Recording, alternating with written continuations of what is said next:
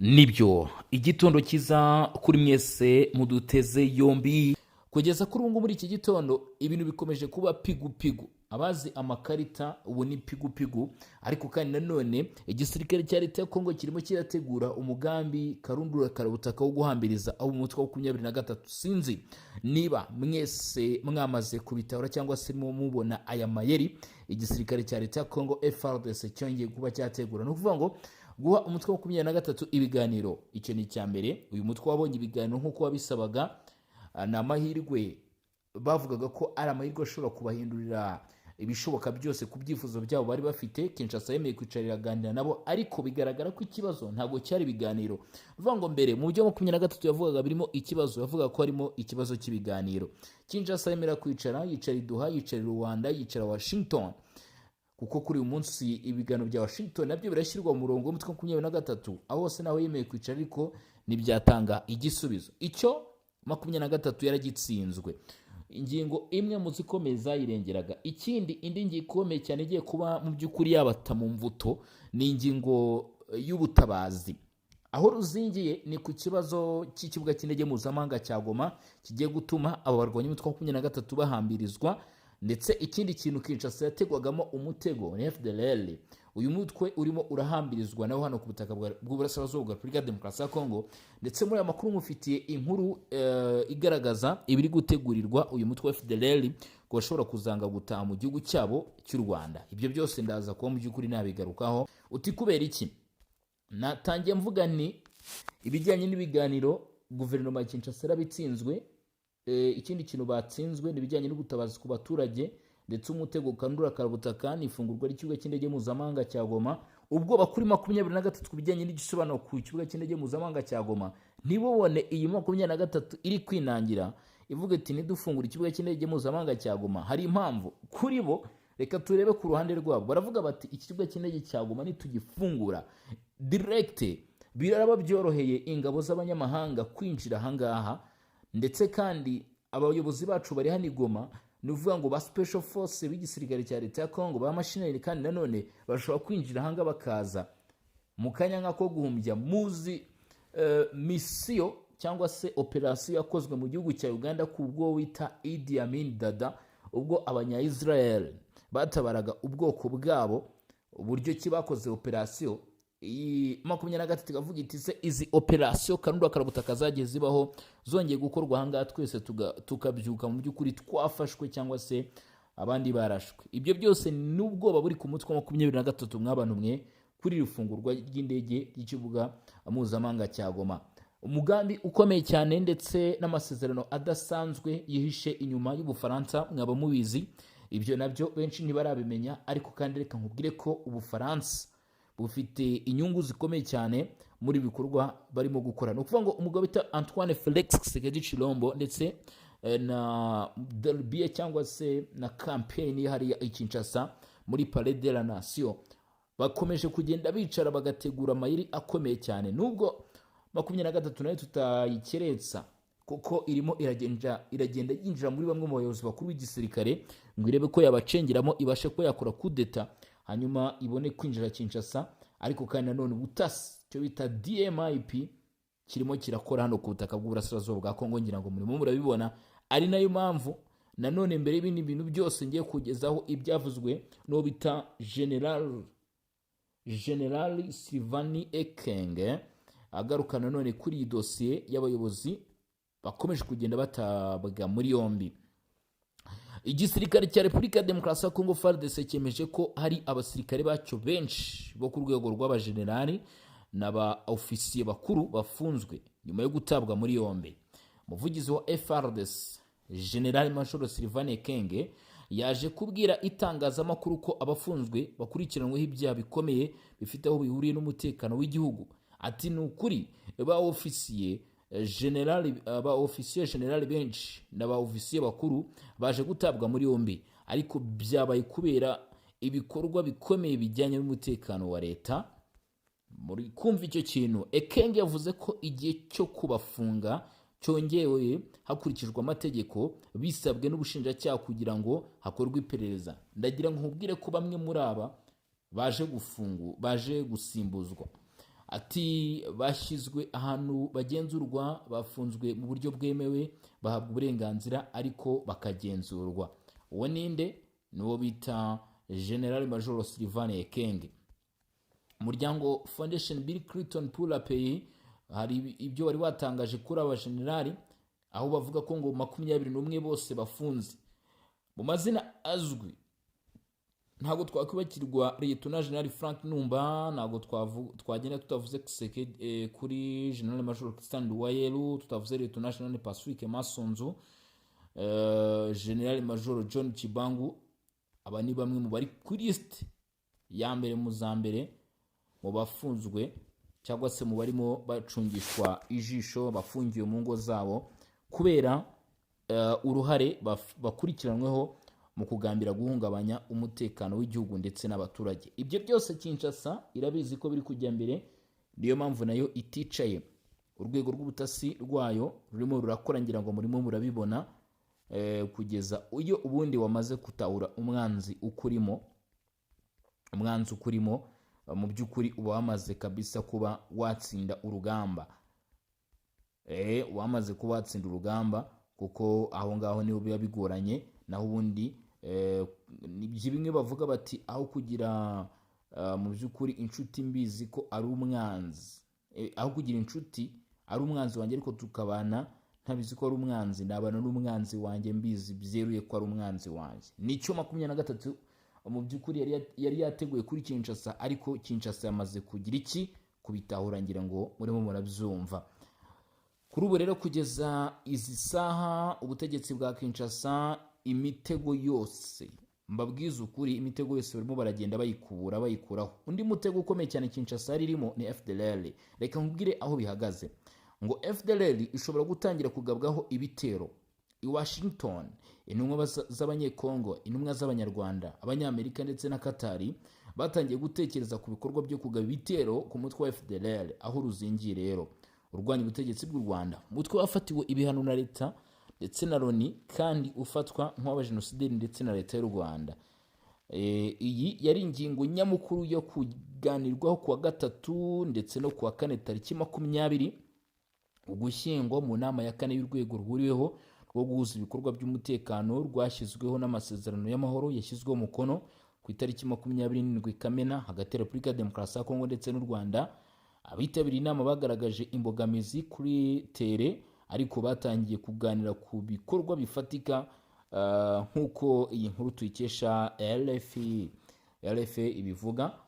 Icyambere cyari ugusuzuma icyo ubukangurambaga bw'ingabo za Repubulika ya Demokarasi ya Kongo FARDC bwahamagara FDLR gushyira intwaro hasi ndetse no kwitanga bwagezeho.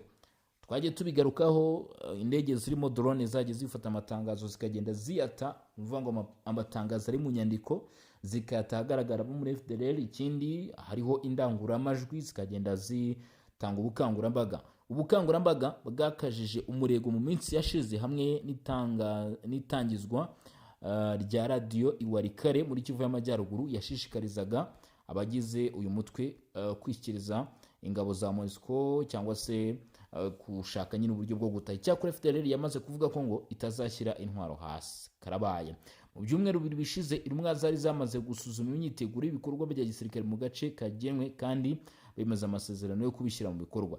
Gusanga kuri ingingo FARDC cyangwa se leta ya Kongo muri rusange yakoze ibyisabwa. Muri iki cyumweru bivuga ko ibintu byifashe nabi cyangwa se byafashe nina byibura ku mapuro i Washington, aho inomero itakiri ku myiteguro ahubwo iri mu bikorwa. Ku rundi ruhande kandi muri urwo rwego, umuhuza w'umuryango wa Afurika yunze ubumwe yatangaje ko inama yo mu rwego rwo hejuru iteganijwe tariki 17 Mata 2020, Mutarama Pluto, ntabwo ari Mata ni Mutarama, no kuvuga mu kwezi kwa mbere. Nari mvuze mu kwa kane ko ni mu kwa mbere 2026, ku gufatanya ndetse no gukomeza inzira y'amahoro muri Repubulika ya Demokarasi ya Kongo ndetse no mu karere k'ibiyaga bigari. Amwe mu makuru akomeye cyane yakomeje kugenda amenyekana cyangwa se bimwe mu bintu byaneye ubwoba ni ingamba Kinshasa yaje gufata kuri ibi bibazo muri kubona hano mu burasirazuba bwa Repubulika Iharanira Demokarasi ya Kongo. Bamwe mu basirikare bakuru cyangwa se mu bayobozi bakuru b'igisirikare muri Repubulika ya Demokarasi ya Kongo hano muri FARDC barimo Lieutenant General Pacifique Masonzo, baje gusimburwa. Uyu ngo yasimbuwe by'agateganyo na Majoro Generali Nyembo Abdallah. Kuba uri Liyetona Generali ugasimburwa na Generali Majoro, nkeka ko ugusimbuye abari hejuru mu nyota cyangwa se mu mapeti. Uyu yahagaritswe ari kumwe na bagenzi be ndetse banafungwa mu gihe bari gukorwaho iperereza. Ibi byanemejwe na Majoro General Sylvain Ekenge mu kiganiro n'abanyamakuru Kinshasa, ariko yirinze gutangaza amazina yose cyangwa umubare w'abafunzwe.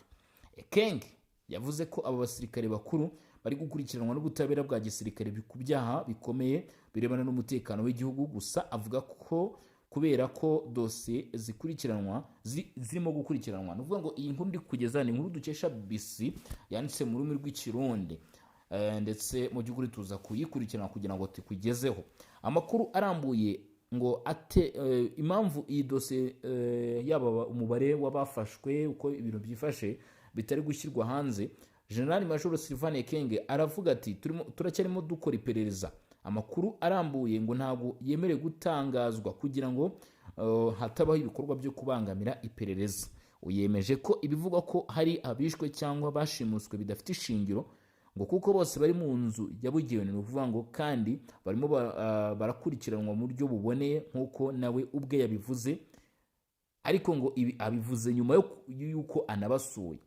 Uwo bita Paul Nsapu uyobora Komisiyo y'Igihugu y'Uburenganzira bwa Muntu nawe yemeje ko abasirikare bose ari bazima kandi bameze neza, nubwo hari amakuru yari amaze iminsi acicikana ubwo ni za propaganda ndetse na za manipulation avuga ko ngo bashobora kuba barakorewe iyicarubozo cyangwa se barishwe. Ibi bibaye mu gihe mu gihugu hari amakuru atandukanye avuga ko bamwe mu bayobozi b'ingabo bashinjwa ibijyanye n'ubuhemu, abandi bagashinjwa kugereza umutungo wa gisirikare, abandi nka General Chwesongesha Christian ndetse na General Frank Numba bavuzwe mu binyamakuru nabo bashobora kuba ngo barafunzwe. Ariko Ekenge ntiyemeye, ntabwo yigeze abivugaho yemeze niba bafunzwe se cyangwa badafunzwe. Ariko by the way, ibi ni ibintu twagiye tubona mu nyandiko zacu z'ibinyamakuru, tugenda tugarukaho umunsi ku wundi mu makuru agenda hamywa na bamwe mu bakurikiranira hafi diplomasi ndetse na politike hano mu karere ka Afurika y'ibiyaga bigari. Amakuru agaragaza ko kuba bice birimo Uvira bitarafatwa kandi twumva imirwano igiye itandukanye hafi n'ibi bice, byose bigaragaza ukwikubita agashyi ndetse n'ingamba nshya zafashwe rero mu by'ukuri na FARDC, igisirikare cya leta ya Kongo ndetse na coalition nyirizina muri rusange. Ariko nubwo bimeze gutyo, hari ibice bivugamo imirwano tutagomba kuba twakwirengagiza. Umutwe wa 23 muri Warikare ukomeje kuhagaba ibitero ku birindiro by'igisirikare cya leta ya Kongo. Nk'ubu imirwano yavuzwe mu bice birimo Buhimba. Ahangaha ngo hari sous control 23 ndetse na Wazalendo n'amatsinda ya Wazalendo. Inyeshyamba zo mu mutwe 23 zibarizwa mu ry'uruzi rwa Kongo ngo zikomeje kwagura uturere bigaruriye muri Kivu y'Amajyaruguru hano mu burasirazuba bwa Repubulika ya Demokarasi ya Kongo. Ni nyuma yo kwigarura cyangwa se kugera mu bice birimo Mahanga ndetse na Kibanda muri Osobanyungu, ani ku butaka bwa teritwari ya Masisi, ndetse n'ibice birimo Buhimba muri iyi groupement ya Walu Yangu, agace kafashwe ku buriganya ubwo 23 yinjiraga yigize abaturage yiyoberanyije mu baturage barimo bahunga n'ubundi mu bice ibi byo muri Masisi tuvuze haragure yateje imidugaro ndetse n'imirwano. Hanyuma bagera muri aka gace ka Walu Yungu nibwo baje kugerayo muri Buhimba ku itariki 24 ku munsi w'ejo ku cyumweru z'ukwezi kwa 11 nibwo aya makuru yaje kumenyekana.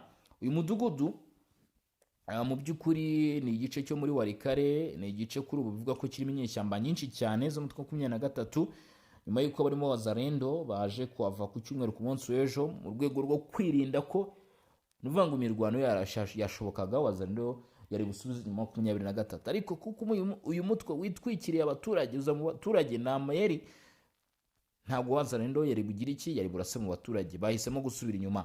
Amakuru aturuka muri kara gace yavuzwe aravuga ko abasirikare ba FARDC ndetse na Wazalendo basubiye inyuma berekeza aho bita Kairenge ndetse berekeza aho bita Ruhando, berekeza aho bita Buhimba. Nyuma yuko izi nyeshyamba zari zijyaho bita Buhimba ari yasanzwe ari amatsinda ya FARDC ndetse na Wazalendo. Kimwe buri ngomba kukubwira, aha Sukhoi murabizi zirahari, drone zirahari cyane cyane, ariko drone ntabwo numva ukuntu iyi 23 yari bwambuke ikava muri Masisi, ngira ngo namwe murabyumva, ikagera muri Walikale hatabayeho izo trike nakwita iz'ubugambanyi.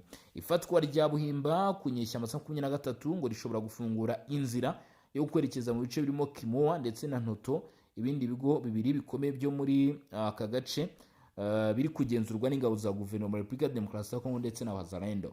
Ese ni igiki FARDC ishobora gukora cyangwa se Wazalendo ishobora gukora? Urumva mu baturage ushaka gusanga harimo abagambanyi. Ubundi se kuki abaturage bavuye nka muri Masisi, kuki batatangaje ko bari kumwe n'izi nyeshyamba kugira ngo guverinoma ibashe kugira icyo ikora hakiri kare?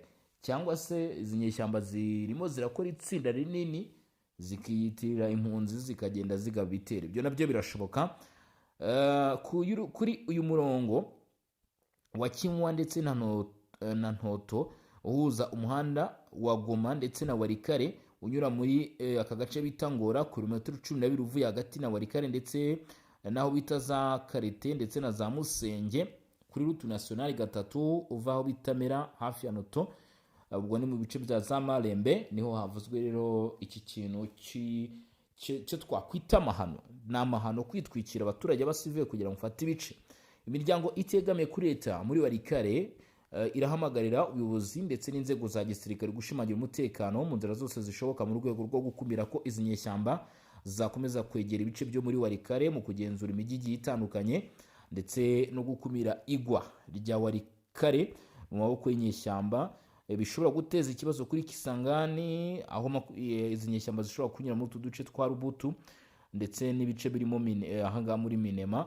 Ibyo byose rero abaturage ndetse n'ubuyobozi muri Kisangani bakavuga ko ni ingirakamaro kandi n'iby'agaciro Puriton, iby'agaciro gakomeye ko ubuyobozi bwa guverinoma bugira icyo bukora mu gukumira ko izi nyeshyamba zakomeza kwagura ibikorwa byazo. Ibi ni ibyavuzwe n'abaturage ndetse n'abahagarariye abaturage, ni ukuvuga abayobozi b'inzego z'ibanze bahamagarira ubuyobozi bwo hejuru hano muri aka gace. Hari ikintu rero mu by'ukuri nabonye nyuma y'ibi byose, nyuma y'Ubufaransa, nyuma yo kuza k'Uburusiya, ntimubyibagirwe nabyo amatsinda akomeye cyane y'Ubufaransa ibiri gutangazwa ndetse n'inama ziri gutegurwa gutsindwa ko 23 muri biganiro cyangwa se ku ngingo y'ibiganiro bari bagiye batanga. Uyu mutwe wa 23 uraza guhura n'ikibazo gikomeye cyane. Harimo ibibazo bikomeye bigaruka ku bijyanye na drone ndetse na Sukhoi, aho igisirikare cya leta ya Kongo cyanaburiye cyangwa se gica amarenga kuri izi nyeshyamba, babereka ko ibyo bishobora gukorwa vuba bidatinze. Ubwo babikoze mu gihe izi nyeshyamba zari zikiri mu biganiro, bemeza ko izi drone zizaguruka. Ibaze noneho mu gihe ibiganiro bizaba byananiranye, habaye guhitamo inzira y'urugamba cyangwa se inzira y'intambara. Nkeka ko bitazorohera cyane izi nyeshyamba zo mu mutwe wa 23. Sinzi ubushobozi abagize izi nyeshyamba baba bafite bwo guhangana n'ibigo bikomeye birimo Ubufaransa, birimo Repubulika ya Demokarasi ya Kongo, birimo Ububiligi, mu gihe hazaba habayeho amahitamo. Ndetse kandi hari ikindi kintu nshaka kuvuga, muzi ikirombe cyerutse kuba cyabombaridwa, kanze mbabwire aho ariho ndetse nuko byagenze. Ni muri Kivu y'Amajyepfo, naho iyi nkuru twaranayitangaje ejo bundi, aha twarayitangaje, abadukurikirana barabizi. Mu by'ukuri nze mbivugeho, ni ibirombe byo mu gace bita Tubimbi muri Warungu cyangwa se bita za Kalembo. Aha hari icyo bita sosiyete z'Abashinwa zagiye, navuga ko sinzi niba navuga ko ari sosiyete z'Abashinwa cyangwa se ari bamwe mu Bashinwa bakora gucukuza bw'amabuye y'agaciro butemewe, hari abafatanyije n'inyeshyamba. Sinzi uburyo bahageze, niba ari ku idosiye zabayeho muri sosiyete zaje mu buryo bwemewe zikaza kuhinduka cyangwa se bakoranaga rwishwa n'izi nyeshyamba. Ariko byari bizwi ko hano hari Abashinwa. Abashinwa ni igihugu cyari kirimo gikorana neza na guverinoma ya Repubulika ya Demokarasi ya Kongo, ku buryo iyo aba ari nka mbere leta ya Kongo Kinshasa igikerensa ibi bintu, ntabwo nkeka ko byari bugende uko byagenze. Ariko kuri ubu mu rwego rwo gutanga gasopo no kundi wari wese wumva ko azakorana n'izi nyeshyamba byoroshye, guverinoma ya Repubulika ya Demokarasi ya Kongo cyangwa se Kinshasa yagize itya ihera ku Bashinwa. Igihugu gikomeye cyane ku isi, kimwe mu bihugu bitakirimo kuvugirwamo, yaba mu buryo bw'ubukungu, uburyo bw'intambara, uburyo ubwo ari bwo bwose, buri wide, mu Bushinwa buri kuba wide mu buryo ubwo aribwo bwose bushoboka. Ariko guverinoma ya Kinshasa yavuze iti inkoko iri waba ushondo umukara, bakurasiye Abashinwa ari muri Tibimbi. Ngira ngo nimo ndababwira uko bizari byifashe. Ibi byose twagiye tubigarukaho. Kuko urasira Umushinwa ahungiraho bita muri Bukavu, ntago yahunze ari uko atarashweho cyangwa se atahawe isomo. Yahunze kuko yabonaga ko yugarijwe kandi bikomeye cyane. Bivuga ngo ibi bintu byabaye aha muri Kalembo muri Walungu ni isomo rindi 23 ishobora kuba yafata ikabona ko ibintu birimo birahinduka. Icyakoze bamwe mu bahanga bavuga ko ikintu cy'ingenzi cyane uyu mutwe wa 23 ushobora kuba warakoze nuko waba waravumbuye ko mu by'ukuri watezwe umutego karundura karabutaka mushibuka ku bijyanye n'ifungurwa y'ikibuga cy'indege mpuzamahanga cya Goma. Iki kibuga 23 niramuka yemeye ko gifungurwa, mutangire musezerere ndetse no ku ikarita y'isi bamwe mu bayobozi bagize uyu mutwe 23 cyane cyane aba basivile barimo bakorana nanga aba barimo ba Bertrand Bisimwa ndetse n'abandi bagiye batandukanye. Mu by'ukuri abo bose mutangire mwitegeko iki kibuga cy'indege cya Goma nikiramuka gifungwe. Iyi MONUSCO, iyi Croix Rouge, iyi FARDC bakaza kuhagarara. Biraba ibindi bindi ndetse ibintu byarahindutse kugeza kuri ubu ngubu. Nyeka ko uko byaba bimeze mbere ntago ariko bikimeze, hari bimwe mu byahindutse. Hanyuma rero mu by'ukuri turimo dukurikirana amakuru uko byifashe hano ku butaka bw'Uburasirazuba bwa Kongo. Kambabwire yuko bitoroshye abe na gato. 23 bizayisaba imbaraga, bizayisaba gatuza kugira ngo ihangane n'uburyo ki guverinoma ya Kinshasa yongeye guteguramo izi dosiye, yongeye guteguramo ibibazo. Tumaze iminsi tuvuga biri kuba ibiri kujya mbere, ariko hari icyo bita behind the scene. Abazi icyo bita movie. Ariko ndabizi ko buri mwari wese ukurikirana icyo bita Region Info ipage mu by'ukuri asobanukiwe byinshi. Hari icyo bita behind the scene kuri movie. Iyi ni nayo iba ari mbi, ni nayo ibikomeye cyane kuko nibihatse movie yose. Ikindi haba harimo amabanga akomeye cyane ndetse n'ibikirirwamo biba birusha ibiri kuri set. Ibigaragara inyuma ni ukuvuga ngo kuri set ibikinirwaho birusha ibigaragara ibyo tubona twe tureba wenda movie. Ni urugero nari ntanze. Nuvuga ngo rero ibyo abantu barimo kubona, ibyo turimo turagenda dutangaza, ibyo tuvuga bya Doha, bya Paris, nago Ubufaransa bwiterura ngo buvuge ngo ikibuga cy'indege cya Goma kirugururwa butaganiriye na Kinshasa. Hari ibyo baganiriye, hari ibyo ntago Emmanuel Macron ajya kuvuga muri G20 ngo birangiriraho gusa. Nago Uburayi buhaguruka avuga ngo turagushyigikiye birangiriraho gusa. Hari ibindi biba birimo gutegurwa. Ntago ibiganiro bya Katari bibaho mu gihe hasinywa amasezerano tariki 16 nibwo amasezerano yasinywe hagati ya 23 ndetse na Kinshasa. Aya nubwo era amasezerano yari amahame. Hanyuma niturangiza tujye tubone Kinshasa isinya amasezerano yo hubwo bwaya amasezerano akubiyemo ingingo zigera kuri 6, harimo n'ibintu bigaruka kubijyanye n'ingingo nabigarutseho. Muraza kura mu nkuru zatambutse kubashaka kubikurikirana ngo uvuge ko biza kugira iki biba bigarukiye aho ngaho. Hari ibindi byinshi cyane biri nyuma mwabona mwengera ngo mujye mumenya.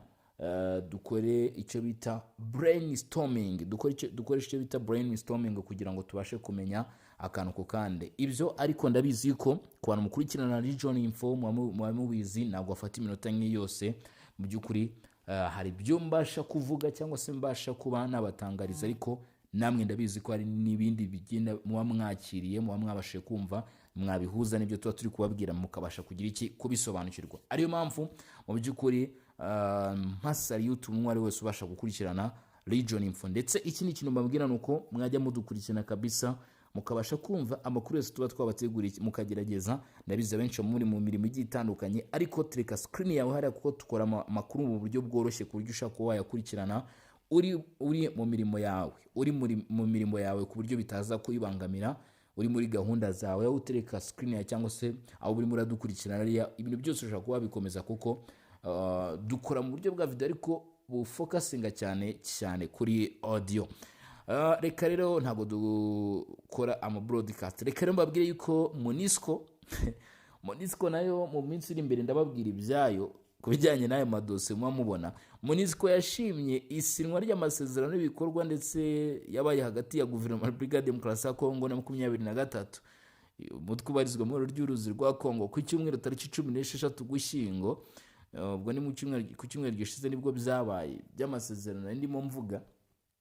Iyi MONUSCO nibo ba mbere ku ruhembe rwo hejuru bagomba kuzakurikirana ifungurwa ry'ikibuga cy'indege mpuzamahanga cya Goma, ndetse mu buryo bw'ubwiru nibo bazaba mu by'ukuri bambaye nka Croix Rouge, bafite ibikoresho bigiye bitandukanye, ndetse hari igihe bishobora no kutaba ngombwa ko mu by'ukuri bambara ibyo bikoresho. Nibo bazaba bahagaze kuri ifunguro ry'ikibuga cy'indege mpuzamahanga cya Goma mu gihe byaramuka bibayeho, kuko cyarimo kugigira kugira ngo ibi murabizi cyangwa se murabibona. Ibi bisobanuye iki? Bisobanuye ko MONUSCO mu by'ukuri yabaramaze gufata uruhande. Ubufaransa bwamaze gufata uruhande, Uburayi bwose bwamaze gufata uruhande. Mama 23 ni ikinaho gato nk'uko natangiye mbivuga. Muraza kubona uguhambirizwa ukomeye cyane. Ruvuga ngo umutego hari birashoboka cyane, ndabyemeza 100% kuko nibi tuvuga ntabwo twari tuzi ko bihari.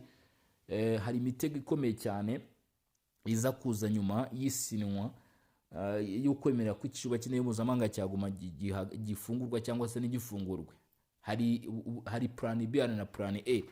Nuvuga ngo niba Rwanda ruseseka rugira plan B na plan A, ntabwo ibihugu nk'ibi ngibi bikomeye, imiryango nk'ingi ishobora kuba icyo bita plan B ndetse na plan A. Aho benshi bavuga bati Kinshasa mu rwego rwo gushyira ku iherezo ndetse n'imitego karundura ku mutwe wa 23 yemeye gutamba imijyi irimo Goma ndetse na Bukavu, yemera kubitamba kugira ngo mu by'ukuri iyi ntambara turimo tubona izagira igisobanuro gikomeye cyane kizatuma indege zihagurutswa ya madrone, ndetse guverinoma ya Kinshasa yongere no guhabwa uburenganzira bwize bwo gukoresha ibikoresho byisumbuye ku byo ikoresha uyu munsi. Israel yatejemo yazanye intwaro zikomeye cyane, kandi mubona ko tekinike za Israel zirimo zirakoreshwa. Leta ko nk'igihugu cya Afurika ari gihe batari bwemererwe gukoresha izi tekinike z'abanya Israel, ariko kuri ubu ngubu biragaragara ko ari nayo tekinike irimo irategurirwa ikibuga cy'indege mpuzamahanga cya Goma nk'iyo bakoresheje Entebbe. Ikintu cya mbere, Kongo iri gukoresha tekinike y'abanya Israel yo gukoresha amadrone cyangwa se gukoresha ibijyanye mu by'ukuri n'indege cyane cyane mu guhangana n'umwanzi, ibitero by'amadrone. Ngira ngo murimo murabibona muri Masisi, murimo murabibona mu bice bigiye bitandukanye. Ibi murabibona umunsi ku wundi. Hejuru y'ibyo ngibyo murimo murabona ko harashaka kubaho ikintu cyo gufata ikibuga cya Goma, ubundi hakazakorwa operation kuri aba bayobozi bose bagaragara aha ngaha mu mujyi wa Goma, dore ko ari naho abenshi bari.